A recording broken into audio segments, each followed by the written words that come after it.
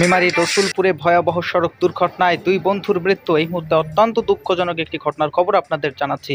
পথ দুর্ঘটনায় মৃত্যু হলো দুই বন্ধুর। পূর্ব বর্ধমানের মেমারির রসুলপুর 19 নম্বর জাতীয় সড়কে পথ দুর্ঘটনায় দুই বন্ধুর মৃত্যু। একজনের নাম পরিচয় পাওয়া গেলেও অপরজনের নাম পরিচয় এখনো পর্যন্ত পাওয়া যায়নি। মৃত একজনের নাম সুমন দাস, বয়স 37 বছর। মেমারি থানার আমাদপুরে তার বাড়ি, কিন্তু তিনি রসুলপুরে থাকতেন এমনটাই জানা যাচ্ছে। সঙ্গে থাকা আর এক বন্ধুর নাম পরিচয় এখনো জানা যায়নি। জানা গেছে মানকুণ্ডু শ্রীরামপুর এলাকায় সে থাকতো। শনিবার দুই বন্ধু মিলে সুমন দাস নিজের 4 চাকা গাড়ি করে রসুলপুরের বাইপাস 19 নম্বর জাতীয় সড়কে গিয়েছিল। সেখান থেকে বাড়ি ফেরার পথে মোটর ভ্যানের সঙ্গে তার সংঘর্ষ হয় এবং ঘটনায় গুরুতর জখম হয় তারা। ঘটনাস্থলে মেমারি থানার পুলিশ পৌঁছে তাদের উদ্ধার করে বর্ধমান মেডিকেল কলেজ হাসপাতালে নিয়ে আসলে চিকিৎসকরা সুমন দাস এবং তার বন্ধুকে মৃত বলে ঘোষণা করেন। ওরা কজন ছিল গাড়িতে? দুজন ছিল। হ্যাঁ, কি নাম ওদের? সুমন দাস, আরেকজনের নাম আমি জানি না। ওরই বন্ধু?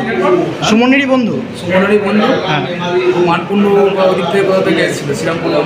আর সুমনের বাড়িটা কোথায়? সুমনের বাড়ি আমাদপুরে বাড়ি, থানা? রসুলপুরে বাড়ি থানা। এখন তো এখন রসুলপুরে থাকছিল। কি হয়েছিল?